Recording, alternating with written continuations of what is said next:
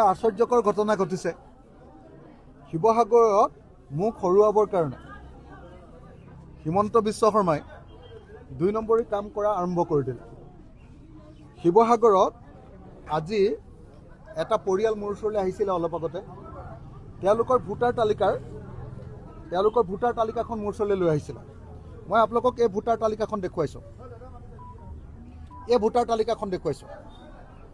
Voter তালিকাত নীলাবিলাক তেওঁলোকৰ ঘৰৰ মানুহবিলাকৰ নাম, আৰু ৰঙা যেটা দেখিছে, কেইটা ৰঙা তলত 3টা। এই 3টা ৰঙাত আপোনালোকে দেখিবলৈ পাব যে এই ৰঙা 3টাত মানে 3টা বিহাৰী মানুহৰ নাম নতুনকৈ তাতে মনে মনে অন্তৰ্ভুক্ত কৰি দিছে।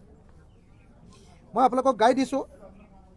বিধানসভা সমষ্টিৰ নাম নম্বৰ আৰু নম্বৰ হ'ল 96, নাম শিৱসাগৰ, অংশৰ নাম 1, ৱাৰ্ডৰ নাম 4 শিৱসাগৰ, নাম মমিনুৰ ৰহমান, পিতা মিজানুৰ ৰহমান, ঘৰ নম্বৰ 12।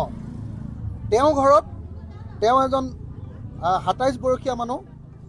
তাৰপাছত ৰিজৱান ৰহিম, তেওঁৰ ঘৰত 23 বছৰ বয়সীয়া মানুহ। তেওঁলোকৰ এই দুটা নাম আৰু আছে। 3 নম্বৰ নামটো হ'ল আহমদ আলী ৰহিম, তেওঁ 22 বছৰ বয়সীয়া। এই 3জন মানুহ থকা এই ঘৰটোত কি কৰিছে, 3টা নতুন মানুহৰ নাম ইয়াত অন্তৰ্ভুক্ত কৰি দিছে ভুৱাকে। সেই মানুহ ঘৰত নাথাকে। সেই মানুহ ঘৰৰ পৰা মোৰ ঘৰলৈ আহি আমাৰ ওচৰলৈ আহি কৈছে যে আচৰিত ধৰণে যিটো ড্ৰাফ্ট ভোটাৰ তালিকা ওলাইছে, ড্ৰাফ্ট ভোটাৰ তালিকাত এই নামকেইটা সোমাইছে। সোমাইছে গীতা দেৱী, স্বামীৰ নাম গৌতম চাহু, ঘৰ নম্বৰ 12। এই মমিনুৰ ৰহমানৰ ঘৰৰ 12 নম্বৰটোত এওঁলোকৰ নাম দি দিছে। বয়স 51, লিংগ মহিলা। তাৰপাছত দিছে অমিত চাহু, পিতাৰ নাম গৌতম চাহু, ঘৰ নম্বৰ 12, বয়স 28, লিংগ পুৰুষ। তাৰপিছত দিছে কৰণ চাহু, পিতাৰ নাম গৌতম চাহু, ঘৰ নম্বৰ 12, বয়স 21, লিংগ পুৰুষ। এনেকৈ আমি দেখিবলৈ পালোঁ যে আমাৰ বিধানসভা সমষ্টিৰ মাত্ৰ এঘৰ মানুহৰ ভিতৰত, সেই মানুহ ঘৰত অকল তিনিজন মানুহ আছে। সেই 3জন মানুহৰ লগত নতুন 3গৰাকী মানুহঘৰ মুছলিম, বঢ়িয়া মানুহ, অসমৰ খিলঞ্জীয়া মুছলিম মানুহ। তেওঁলোকৰ লগত গীতা দেৱী, কৰণ চাহু আৰু গৌতম চাহু অমিত চাহু নামৰ বিহাৰী সম্প্ৰদায়ৰ 3টা নাম এই ভোটাৰ তালিকাখনত অন্তৰ্ভুক্ত কৰি দিছে। আৰু এনেকৈ শিৱসাগৰত কি কৰিছে, ভোট চুৰি কাম আৰম্ভ কৰিছে। আৰু এটা পৰিয়ালৰ পৰা আহিছে। মই সেইটো এতিয়া দেখুৱাই নাথাকোঁ, এটা উদাহৰণে দি দিছোঁ।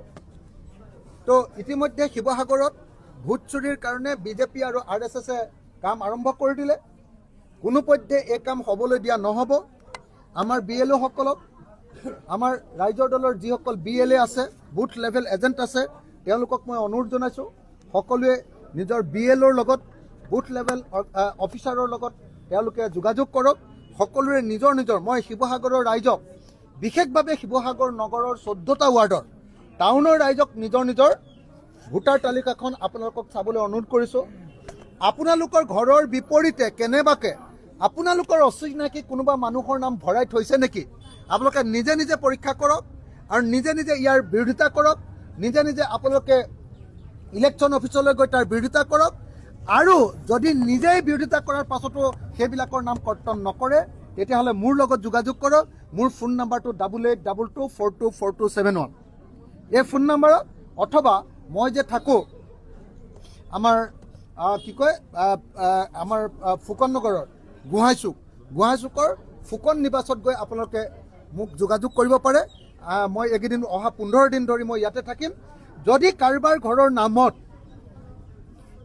ঘৰৰ নামত আমাৰ পুৰণি বাসিন্দা, স্থায়ী বাসিন্দাৰ পিছফালে অন্য অচিনাকি মানুহৰ নাম ভৰাই দিছে, তেতিয়াহ'লে লগে কমপ্লেইন কৰিবলৈ নাপাহৰিব। আৰু এই ভোট চুৰি কাৰ্যৰ বিৰুদ্ধে সকলোৱে সচেতন হওক, সজাগ হওক। আৰু আমাৰ নিজৰ সাংবিধানিক অধিকাৰ, ভোটাধিকাৰ বঞ্চিত কৰি অসমীয়া জাতিক কেনেকৈ বহিৰাগতৰ দখললৈ নিব খোজা হৈছে তাৰ বিৰুদ্ধে প্ৰতিবাদ সাব্যস্ত কৰক। ধন্যবাদ।